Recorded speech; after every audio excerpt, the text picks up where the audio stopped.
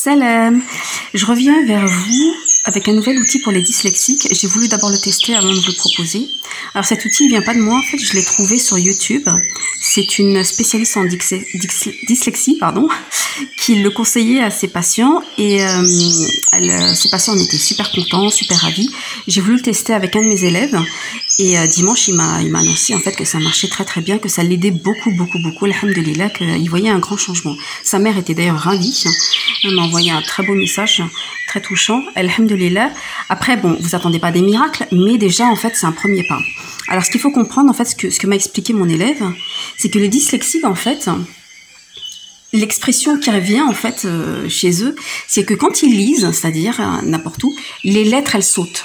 Voilà, c'est ça en fait l'image qu'il faut comprendre, c'est que pour eux les lettres elles sautent dans tous les sens. Donc pour éviter que les lettres sautent dans tous les sens, c'est parce qu'en fait ils n'arrivent pas à se focaliser en fait sur les lettres, sur les mots, pour éviter que ça saute dans tous les sens, et ben dans ces cas-là on va les isoler. Et pour les isoler, il n'y a rien de plus simple, c'est vraiment un outil mais très simple. Vous prenez juste une feuille A4, vous allez la plier en deux, puis ensuite en quatre. On va en faire deux en fait, on n'a pas besoin de tout en fait, on va juste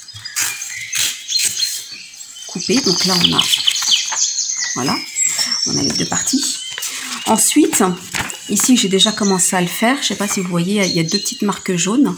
En fait, je délimite en fait la hauteur d'une ligne, juste d'une ligne. En fait, on va isoler une ligne, mais pas forcément toute la ligne, peut-être juste la moitié d'une ligne. On va l'isoler en fait. Et donc du coup, moi j'ai dessiné au crayon la moitié d'une ligne, la ligne du haut et la ligne du bas, en fait la délimitation. Et en fait, tout ce qu'on va faire, tout ce qu'il y a à faire, une fois que vous avez délimité ça, vous allez juste créer en fait une fente ici. Donc je reviens vers vous, je le fais et je reviens vers vous. Voilà, donc j'ai utilisé un cutter pour pouvoir couper la fente. Et donc du coup, voilà, ça vous donne ça, qui est à la taille de la ligne. Et donc en fait, l'élève, il va se focaliser que là-dessus. Il va pas regarder ce qu'il y a au-dessus ou en dessous, à gauche ou à droite. Il va juste se focaliser là-dessus et il va pouvoir en fait se concentrer. C'est vraiment très simple. Vous pouvez en faire plusieurs parce que là, en fait, vous voyez que cette ligne, elle est fine. Mais vous avez peut-être des livres ou des tablettes pour lesquelles les lignes sont beaucoup plus grosses. Dans ces cas-là, vous en refaites un autre qui soit un peu plus gros avec une fente beaucoup plus grosse, qui soit à la taille en fait à la hauteur de la ligne. Et en fait, voilà, c'est vraiment tout simple. Juste assurez-vous là, j'ai laissé 2 pages pour être sûr que ce soit pas transparent.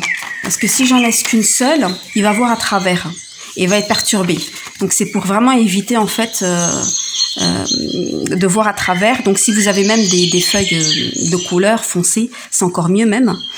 Et donc voilà, et ça permet de pouvoir délimiter. Et ensuite il lit, elle continue à lire comme ça et il bouge. Et ensuite voilà la ligne d'en dessous. Et voilà, et normalement ça va vraiment beaucoup l'aider, Inch'Allah.